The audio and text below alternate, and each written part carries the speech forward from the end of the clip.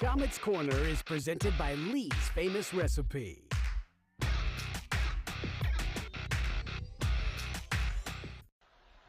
And the Fuel have got it. Here's a takeaway here. The Komets stole it right out in front, but could not get a stick on it. That was Taylor. Now we got it. Here's Vulcan. Overshot. Score! Make it 7-2. Captain Jack.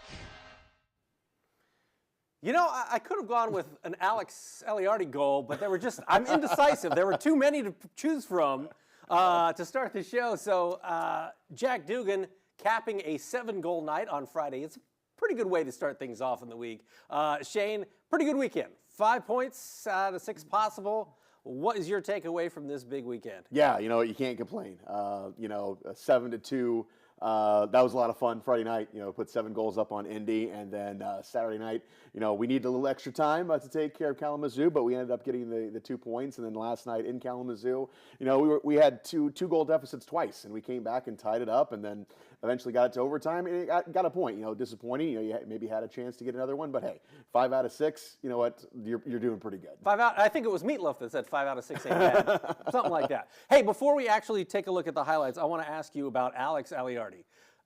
6 goals over the weekend. The Hattie with the overtime winner on Saturday. What is it about him that's kind of turned the corner? Because we were kind of waiting for that offensive explosion from him, and it's definitely here. Yeah, I believe I said it on this program that once he got the first one, they were going to come in bunches, and he's got 9 out of his last 10 games after a 19-game drought. So he's found his groove. He's a guy where when he touches the puck, it's got a good chance of hitting the back of the net, and that's why, he came to Fort Wayne. We brought him to Fort Wayne because he does have that scoring touch, and it's like the first 6 weeks of the season. It's almost like he can't miss. When you take a look at this overall weekend, it wasn't just him. Like Mayhew was dropping assists like crazy on Saturday. What is it that this team is doing well at this point that you're excited about to see as we enter the final month and a half of the regular season? Offensively, you're getting a little more consistency out of the offense, and I think defensively playing very well also. So, no, the team's coming together. We lost Ethan Keppen to start the weekend, which, isn't great, but Zach Jordan got into the lineup. We picked him up in a trade with Jacksonville, and, he filled his role pretty well. So what's great is that you've got a deep bench, and you can change up lines. You can do whatever you need to do. It doesn't seem like this team is really missing a beat with that. So it's a great team effort right now. I really like this core group, and there's still going to be guys coming back. You still got Matt Bowdens, who has yet to make his debut. Jermaine Lowen, we're still working him back, and of course Odin Tufto.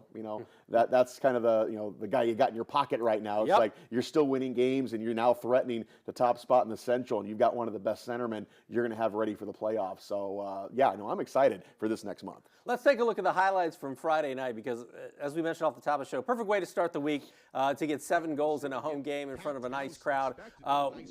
When did you know this was going to be an offensive onslaught for the Komets? Because the puck, just in watching the highlights, it seemed like they got the. Some nights you don't get the bounces, some nights you do. And you have to take advantage of them when you do, and the Komets certainly did that on Friday. Yeah, absolutely. Against Indy, they are a stingy team. They don't give up a lot of goals, but they don't score a lot of goals. I think actually they've had 9 shutouts this year, which is just a crazy amount. Wow. So the fact that we put up a 7 spot on them on Friday night was pretty special, and we got to play them again here a lot here going down the stretch. McManus. Pretty good night, couple of goals on Friday night. What have you seen from him, especially recently, that's impressed you? Yeah, he's kind of the unsung hero. I think he might have my vote here when we do that at the end of the year because he's just kind of quiet. He's a little streaky. It's like you don't hear from him for a couple games, and then he does what he did on Friday night, getting the 2 goals. But he's a grinder. He's going to play any role you ask him. He's a great kid, and he's definitely fitting the mold of this Komet team. We made a trade for him in the offseason. There was a reason why we brought him here, and just for things like that. And Anthony Petrozelli also with the 2-goal game on Friday night. How nice is it to see Petey get a couple on a home game and get to showcase kind of what he does? It's always good to see Petey get, light the lamp and get a couple of goals. Yeah, Petey, last year was a rough year for him. He played in Indy, played in Jacksonville, went overseas. So he didn't really, his numbers really weren't that impressive. So you looked at those numbers, you're like, oh, what does he have left in the tank? Well, just coming home, him being comfortable, look what he's done. He's having a terrific year. And he's a guy kind of like, Nolan Vulcan, who also is starting to get it together. They pride themselves getting those greasy goals in front of the net. They go into the corners, they do the dirty stuff. So everyone is really fitting their role here on this team. You've got guys who are able to muck it up. You've got finesse guys. You've got guys who can play physical like Tyler Inamoto. So I really like the complexion of this team right now. I got a question to ask you about broadcasting.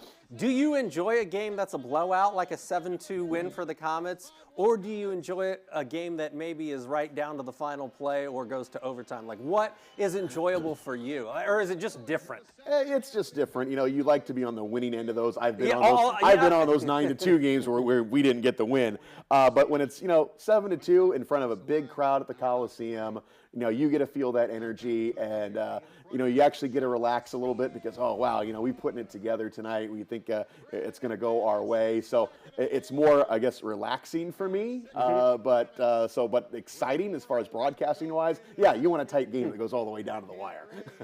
So for you, to start off the weekend with a game like this, how much confidence does it give a team like the Komets, especially because they put the puck in the net 7 times on Friday? How much confidence does that give them over the course of the weekend that things are going to go well and fall in their favor? Because that's kind of what happened over the weekend. They just kept scoring. Yeah, against a team like Indy, it's a rivalry game. We've got a little bit of history with them this year with a lot of penalty minutes. No, you of course, you put a 7 spot up there, you're going to have some confidence. But, they knew what they had up against them, in Kalamazoo, going back-to-back games with the Wings.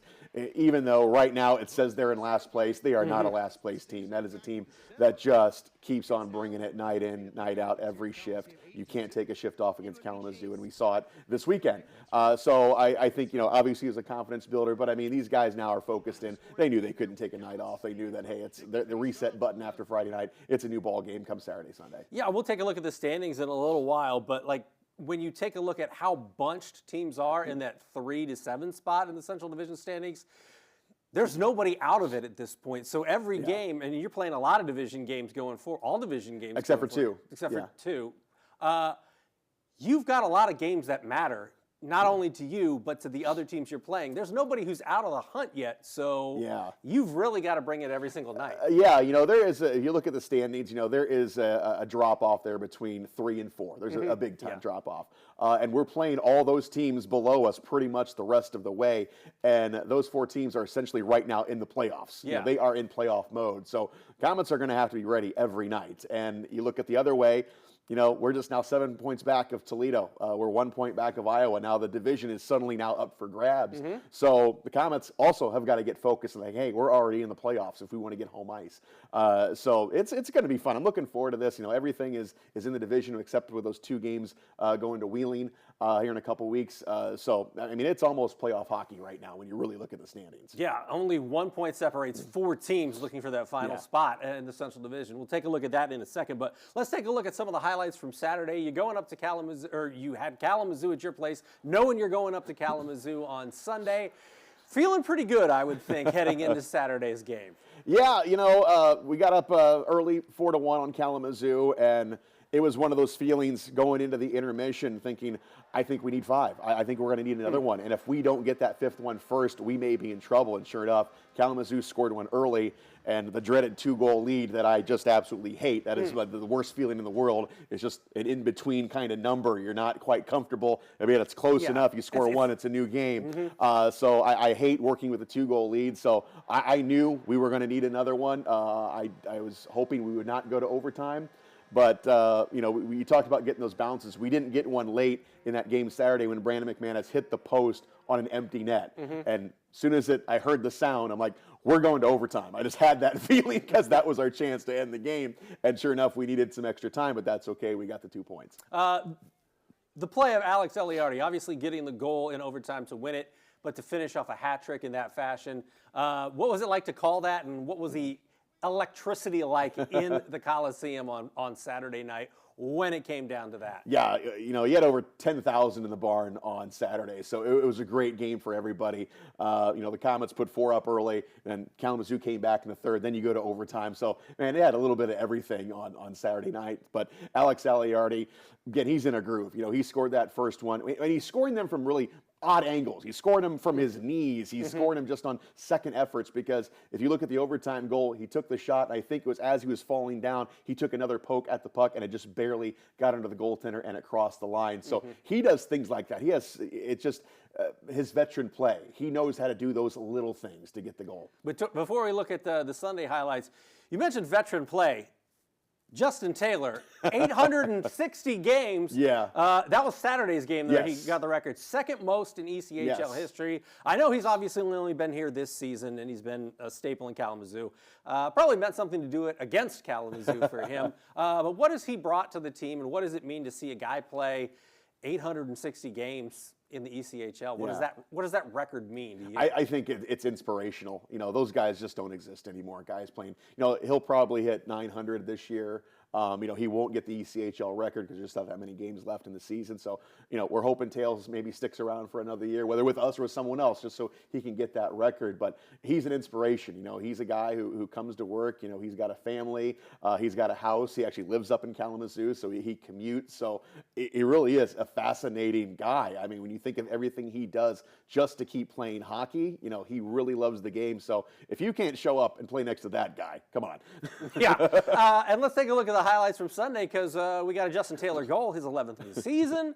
And the Komets go up to Kalamazoo and do pick up a point. Again, 5 of 6 points on the weekend. So headed into Kalamazoo on Sunday. It's a 3 o'clock game. We're used to kind of 5 o'clock games here on Sunday. So a quick turnaround when you hit the road like that. What were your feelings throughout the course of this game? You know, another pretty solid offensive game overall for the Komets, although obviously you would like to get the win. Yeah, you know, I mean, again, a quick turnaround. You know, we were on the bus at 10:30 a.m. after playing a little bit later on Saturday. So, you know what? You got 3 games in less than 72 hours. I mean, you know, it's a grind. So, came out maybe a little flat, but, you know, we came out in the third period. Komets have been a great third period team.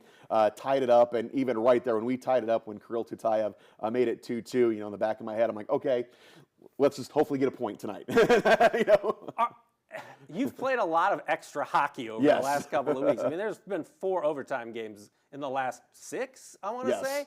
So does that worry you, or because the intensity of an overtime it's playoff hockey essentially. Getting extra minutes on the ice, is that something that concerns somebody like Jesse, you know, the coaching staff, to make sure that you keep these guys fresh and ready to rock and roll, because you are in sort of the dog days of the season to a certain degree? Oh yeah, you know, you've just played full 60 minutes of hockey, and now you're going to play 7 minutes of 3-on-3, which is even more taxing. Oh, yeah. So no, it is a concern because, you know, you want to save every minute you can. To get any minute of rest is obviously good, but, you know, these 3-on-3s, you know, they're so much fun to watch, but they're also so frustrating because, you know, when it first started, the 3-on-3s, it was just pretty much a shootout. It was just end-to-end hockey. You're going to get your chance. The other team's going to get their chance. But now teams have kind of realized, all right, if we control the puck, we can work for that perfect shot and maybe end this thing. You're not seeing very many shots. I think both of the overtimes only had 1 shot. It's very much a strategic thing. But again, one little mistake, one little rut in the ice causes the puck to jump off a stick, and you've got a breakaway. And that's what we saw, you know, yesterday in Kalamazoo. So, yeah, they're pretty nerve-wracking. They're really fun, but they're very nerve-wracking. Yeah, I mean, yeah. It helps out when they win, you know, but yes, I can imagine how that is nerve-wracking for you, for the fans, for everything.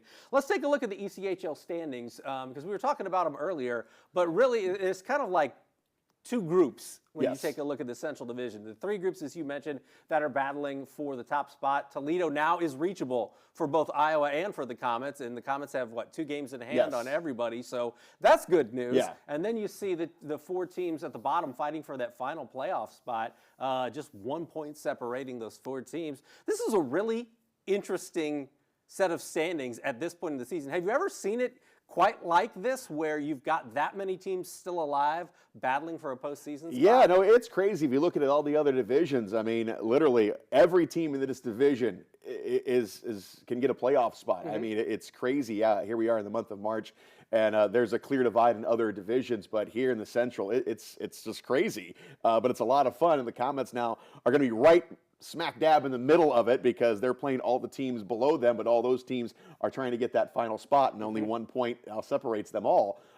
You know, Toledo, They were idle yesterday, so that's how important it was. It was one of those games at hand, and the Komets got a point, which was great. Iowa got a win too, so they closed the gap. So, yeah, a month ago I may have been set where I thought we were going to land, but I don't know where anyone is going to land right now. Yeah, at some point you're like, man, all right, we get to play the last place team. Well, that team's 1 point out of a playoff spot, so their intensity has not dropped whatsoever. Kind of a weird week. Let's take a look at the schedule for this upcoming week. A Wednesday night game as you guys head to Bloomington, then a Friday night game.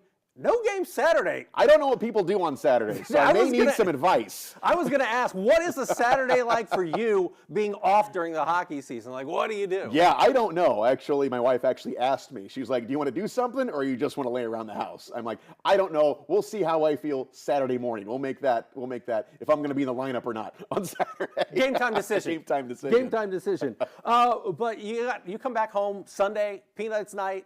Raising some money for Boys and Girls Clubs of Fort Wayne. Not a lot of home games this month in the month of March. So I believe it's 2 home games to 9 away games left in the month. How do you prepare for something like that, knowing that, yeah, it's the dog day this season. Yes, every game counts at this point when you talk about the standings, but you're not going to get a lot of home ice over the next couple of weeks. Yeah, but you look how well the Komets have played on the road, so you have to look at that stat as well.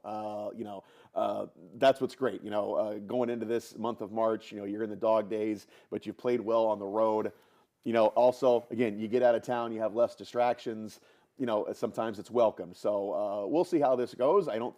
I can't remember this kind of a stretch where we've played an entire month on the road, basically. But we'll see how these guys respond. But, a Wednesday morning game, is also kind of unusual. We played one against Wheeling earlier in the year, but it's always kind of unusual because it kind of messes up your schedule and things like that. So, and then the Saturday night off. So it's good that we do get that day off because, we have had those games where those weeks where we've had 4 games during the week, and now we get that Saturday off, so that'll be nice. But, getting out of town is always nice. Again, the guys can relax and hey, it's all about hockey. I was going to say, they focus on hockey. Yeah. I know that's always what they say over the years. Sometimes it's nice without those distractions.